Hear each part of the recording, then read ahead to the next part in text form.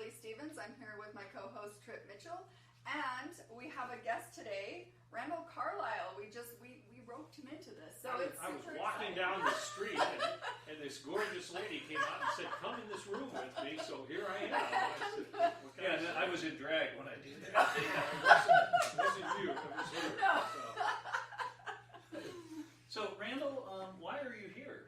Because she came out and she was a good-looking lady and said, "Will you come in the room?" Is that how you got in the TV business in the first place? That's exactly right. Yeah, no. So I grew up listening to Randall. Oh, really? Randall was a newsman on this amazing radio station, CKLW, which was in Windsor, Ontario, Canada. But it was a station that just boomed, and people in 5 states and 28 states and 5 provinces. It was an unbelievable. It was at 800 on the dial, and it was my goal to work at this, because I grew up listening to it growing up in Ohio, and I thought if I ever made it there, then I'd be at the pinnacle of my career. So we, as kids, we listened to CKLW, and it was the first station to play rock music and a lot of contemporary Motown stuff. Yeah, a lot of black music. And we were number 1 in Detroit, Toledo, and Cleveland. Very cool. It was a fun station. That's exciting. Well, yeah, and we've since heard stories, so it was funny, and I didn't place Randall, and then when I moved to Salt Lake in the early 80s, that's when, didn't know him personally, but you and Terry Wood were the fun anchors. We were the fun anchors at Channel 2 back then. But what was, and then obviously KSL was the big kind of indigenous LDS-owned station. Yeah. But some of the anchors there used to have some fun. I'd run into him occasionally. Dick Norris, I partied with him many times. How did he get away with that? I always wondered that, because we used to drink at the old Manhattan Club, which is down on 4th South and Main, right.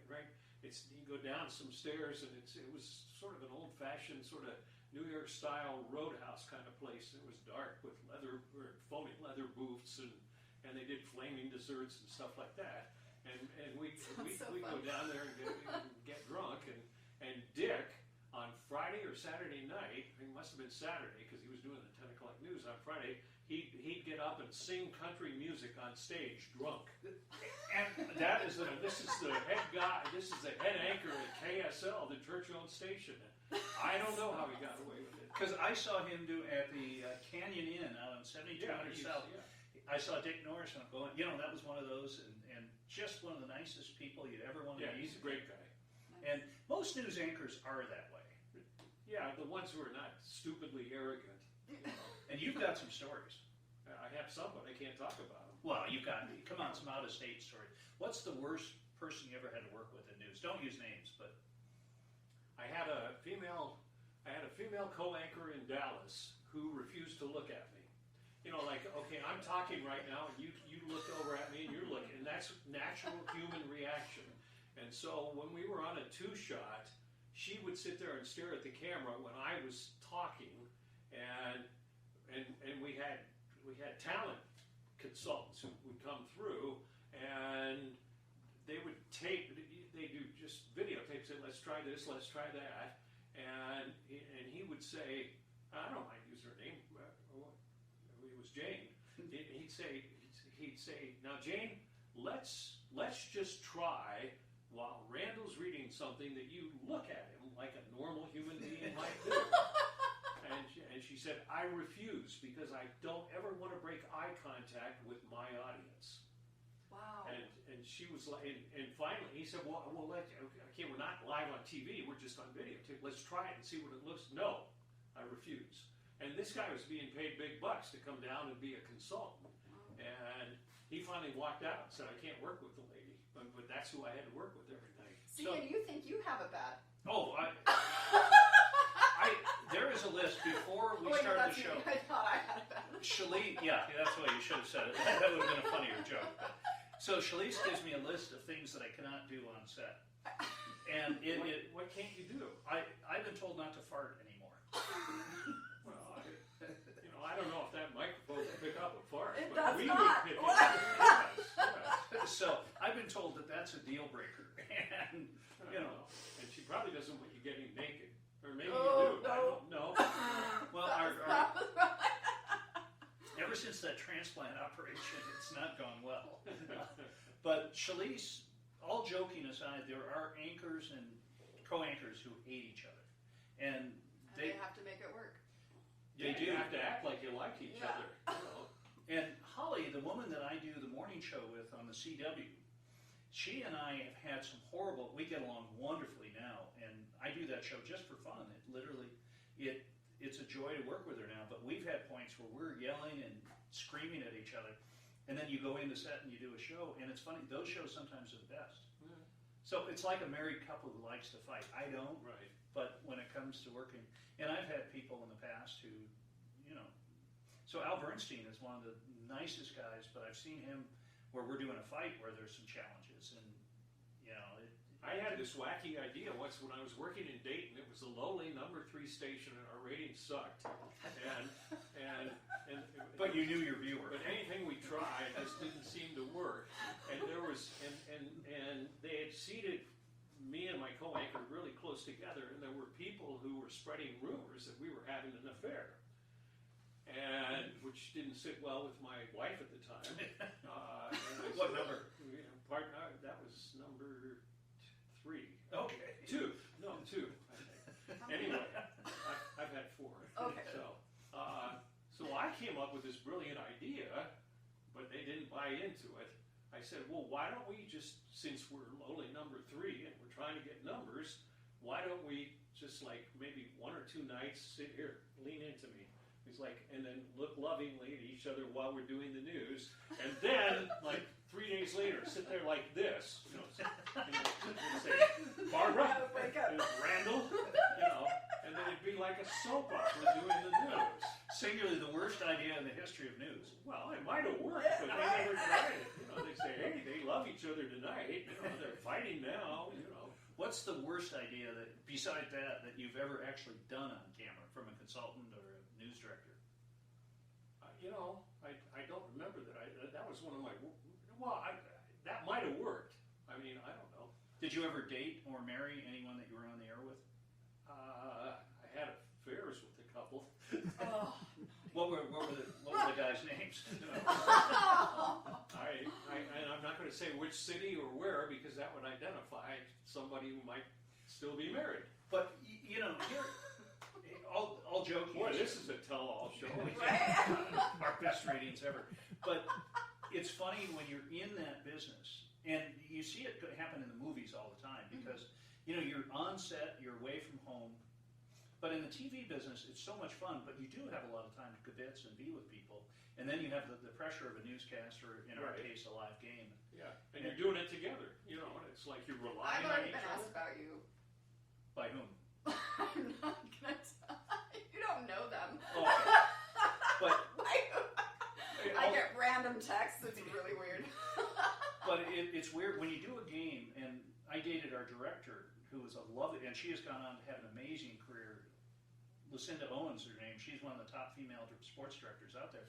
But you go through that thing to do a broadcast, and it feels so good afterwards. And you go out and hang out. You know, it's just have drinks and say, "Way to go!" And yeah, one thing leads to another. But office romances have been going on since the dawn of time. Sure.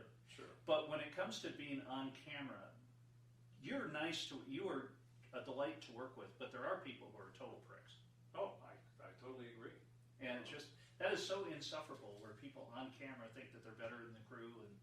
But you do have a funny story about blowing up, and you didn't tell the story of when you were early in your career and you blew up during a It was commercial. in Colorado Springs.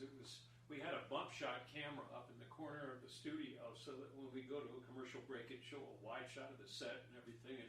And it was election night, and we had 3 or 4 live shots set up, and it was a good evening tonight. People are casting their ballot to decide whatever, and let's go live now and I tossed and there was nobody there. and I'd say, well, we're having some technical problems.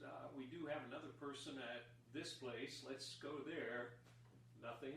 Went through all 4 like that, and I did like an idiot. I mean, I said something stupid like, obviously we're having some technical problems. We're going to take care of these problems, and we'll be right back after this break.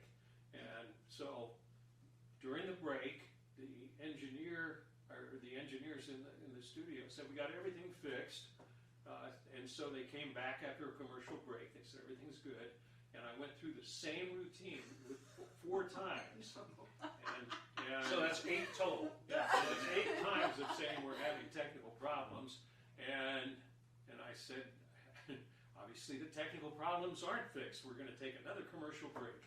And I was so angry at the time, and back then we had paper scripts, and I just stood up, and I forgotten that we go to a bump shot, and I just threw the script all over the studio at the cameras and everything else. And here's how I solved the problem.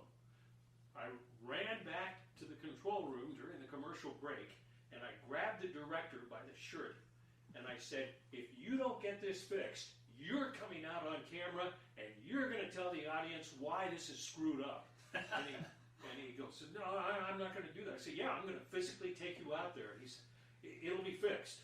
And I went out, and it was fixed. So, The beatings will continue until the morale improves. yeah. But it is funny when those things happen, how you handle it. And when you're working with somebody you don't like, you will let them, you can put the knife in. And so I was working with a total jackass down in Vegas. And we were doing, what happens on a live game, sometimes you pre-tape the open. And we were having technical difficulties. And he is just being a total dickwad. And what he doesn't know is that everyone is hearing it. Not only the people in the truck, but Sinclair.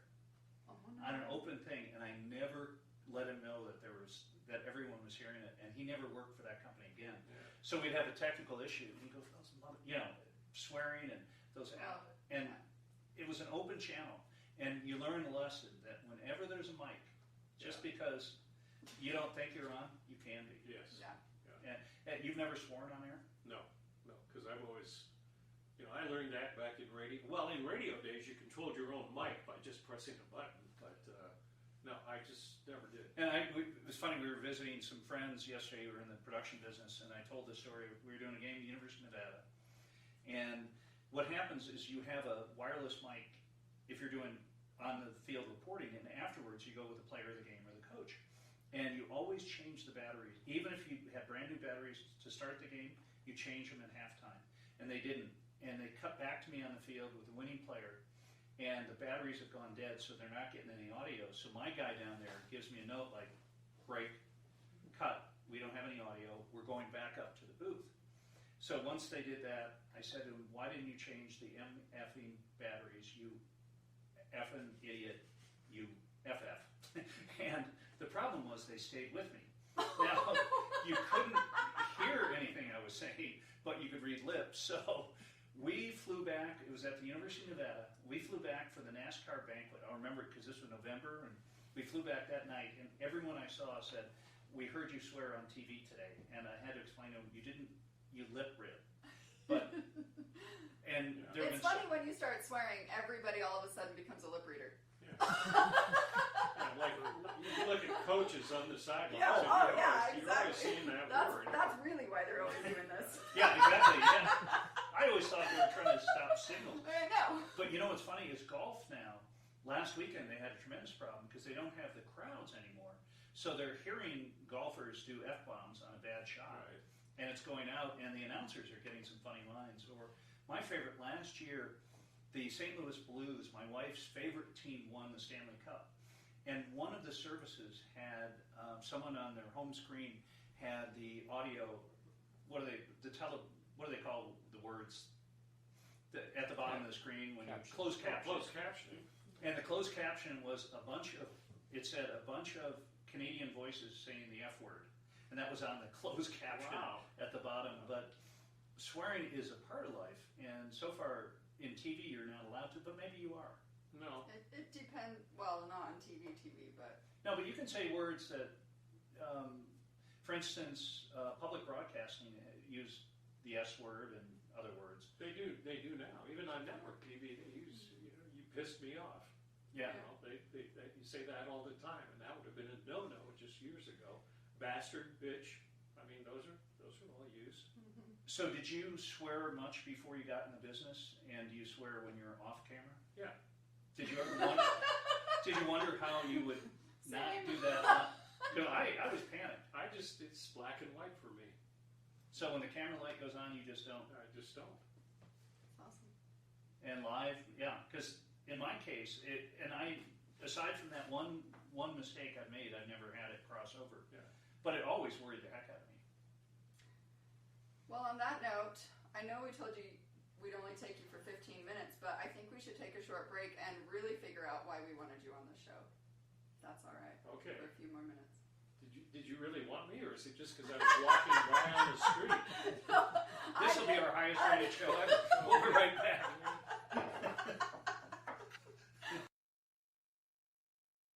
All right, welcome back to Coffee Talk Tuesday. My name again is Shalise. I'm with Trip, and we are also here with Randal Carlisle. And show us everything on your mug there. No, let's not do that on this show.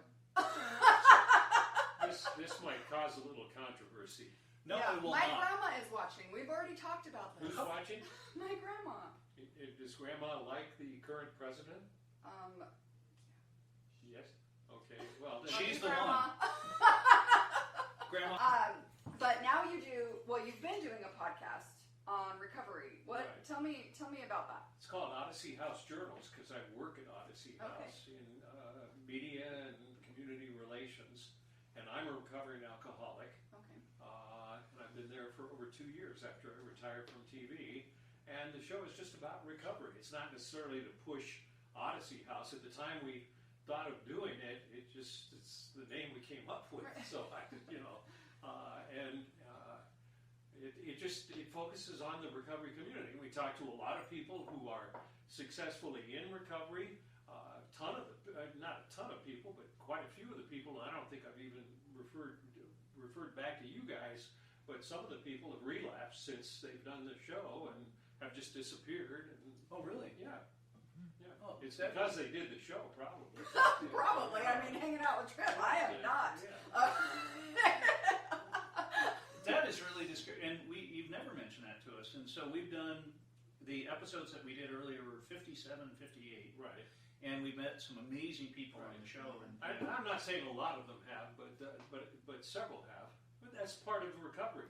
I mean, nobody goes through a treatment program and recovers and is sober for a while and is 100% sober for the rest of their life. That's not the way life works. And we had one of our guests who's amazing, Mindy Vincent, who also does a show here. And Mindy maintains that people who are alcoholics can be cured. That's a very minor group of people who feel that way.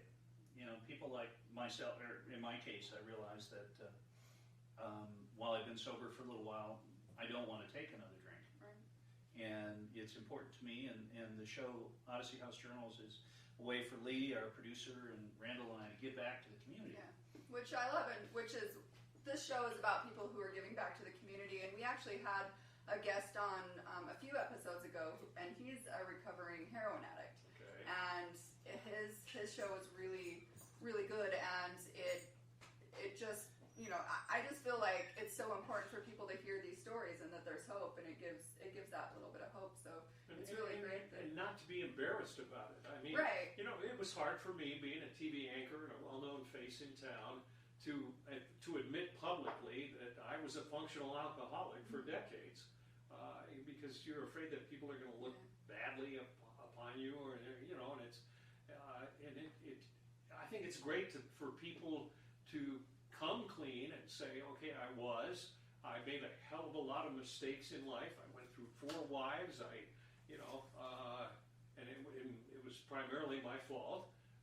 Now that I can say that now that I'm sober, when I was drunk, it was their fault. Right. And I just think, because it encourages people to, oh yeah, I'm going through the same thing, and I've been afraid to admit it. I've been afraid to seek help, and help, however you can find it, really makes a difference. Absolutely. You know, I had to go through detox and a treatment program twice, and I still go to AA meetings, and I relapsed once after one of my treatment episodes, and I've been clean for 8 years, but that doesn't mean that I could relapse tomorrow. Yeah. You know, and all of us could do that, unless, as Mindy Vincent said, you're totally recovered and cured, which I don't believe I am. I'd like to be, but I'm not. That's a goal that many have, but How long have you been sober? so coming up on 4 years. But I've had 4-year shots before, so I'm very, very appreciative of the ability to keep being sober, and many days it's the easiest thing in the world, and some days it's not. And recovery, but one of the things that we talk a lot about is the Oddessey House show is probably the #1 podcast in the state of Utah in terms of listeners, with the exception of when KSL does one of their Susan Powell things, right. 38 million listens. Yeah, but so people in recovery, Shalise, are much more prevalent, and if you don't know one directly, certainly someone that you care and love knows someone who's into it. And it's surprising because the LDS community, you think that the majority of us, 3/4 of the state or 70% of the state is LDS, that people don't drink or do drugs here, and nothing could be further from the truth. Oh no, I know that from You grew first-hand up here. experience. Well, no, I didn't grow up here, but I mean, I've had my. I mean, I still drink, but I also used to be on the other side, and I used to do all kinds of other things too. So but it's been years and years since. Tell I've me done it. more, dear. Well, it's all in my book. Oh, yeah, and by No, Shalise no, just I- released a book. Yeah. The book that I talked about on our last podcast is out now, and I've published it. Does it have so a lot of little juicy stuff in it? it does. Well, the pictures Because are it's- pretty good. Well, thank you. I mean, most people don't use Polaroids in a book, but Oh, stop! What's the name of this book? No, but so I lost my son 16 years ago, and when I was recovering from that, I did a lot of drugs. Blow was my drug of choice, and of course I mixed it with alcohol because you can drink a lot of alcohol on blow, and so that was what I did. But then all of a sudden I was just like, I mean, I went back and forth. I'm like, I can't do this anymore, and then I'd be gone, off of it for a while, and then I'd be back. Like, it took a good probably 5 or 6 years to really be, and now it's been, oh gosh, I don't even know the last time I did any drugs, but alcohol, it's now I mean, I still drink, but well, and we have made a definite. I don't drink as an alcoholic though. Okay, well, we've made a point. You give me one and I want 20.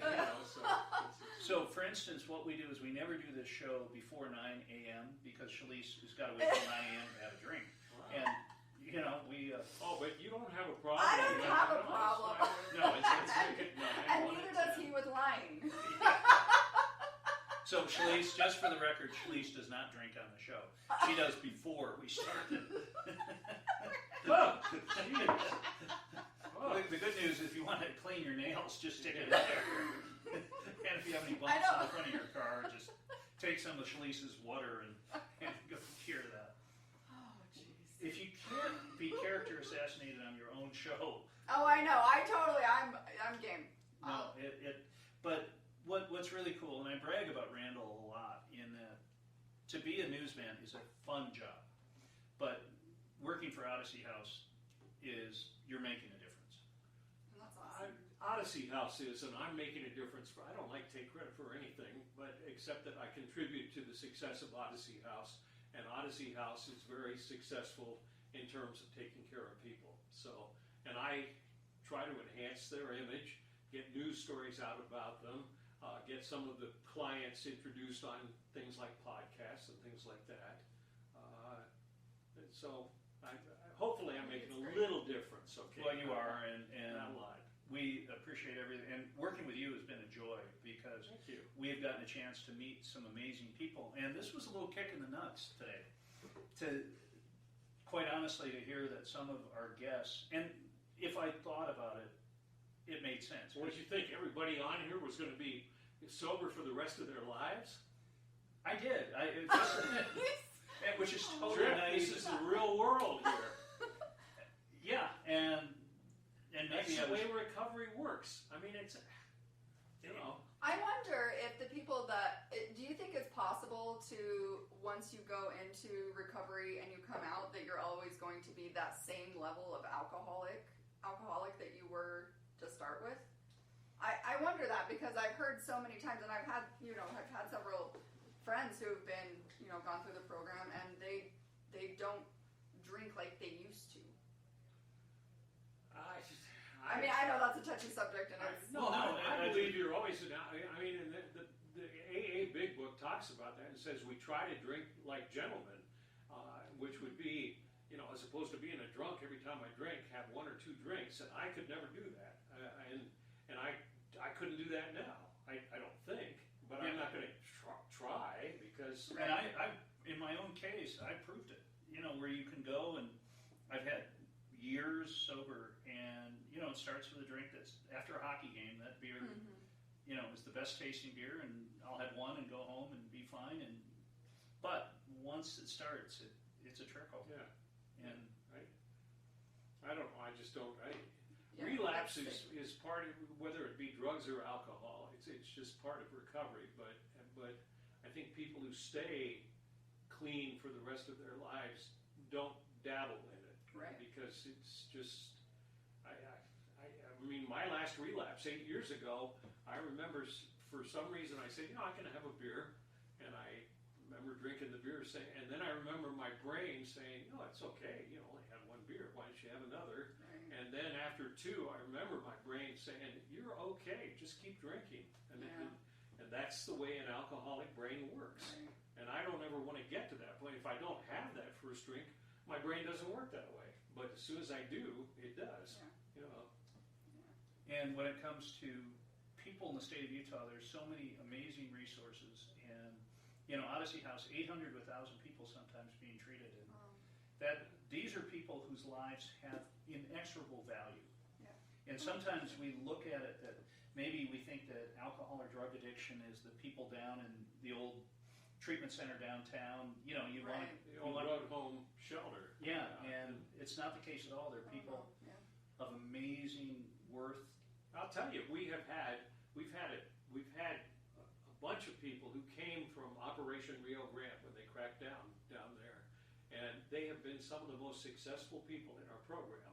And they've talked about the fact that they never had a chance before because now there's new financing with Medicaid and things like that can pay for a treatment program where they couldn't get into a program before, and they wanted to. And they come into our program, they succeed wildly, and they're out in life doing great things, and they just didn't have an opportunity before.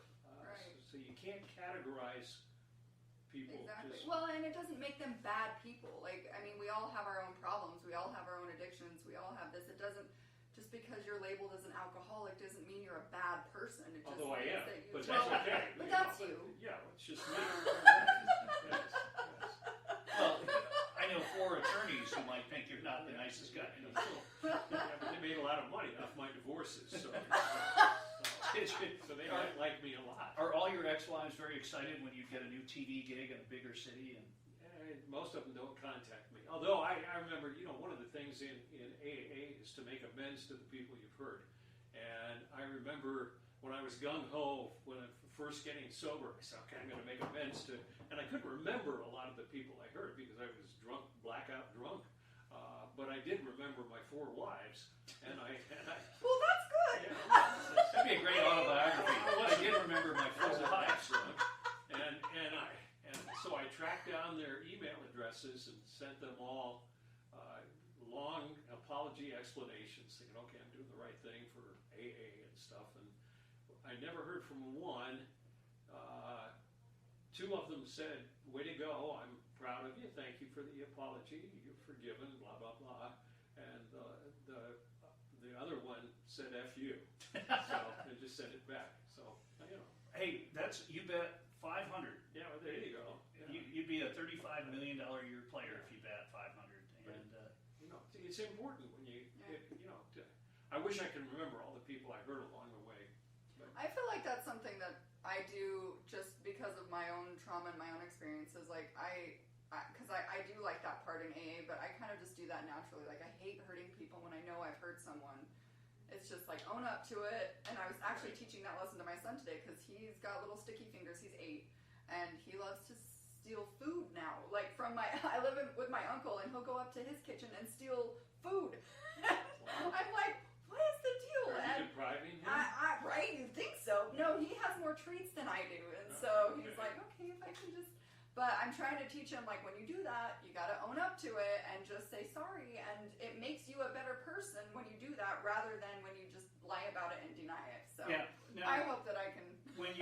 your son to Tiffany's, do you tell him that the little things in the glass cases Do I is sugar? look like I can afford Tiffany's? That's why you take your son to. Oh, right. He's using his 5-finger discount. Well, this has been a delightful show. I know, and we made it the whole half hour. Look at how we tricked you. Thank you for inviting me in. I'm a sucker when a good-looking woman says, "Come on in here." Oh, well, So, thanks. Obviously, 4 times. yeah. It's okay. Actually, I've been married twice, so I mean, I'm not. Okay. I'm halfway there. And I've got one Yeah. and counting. We'll talk to you next week. Okay. Well, we will. Hey, thank you so much for letting me be your guest host. This is always a lot of fun, and today I think easily Randall's the best guest we've had today. Today. Today, yes. I'm glad I could entertain you. I'm really glad that you agreed to be on our show, and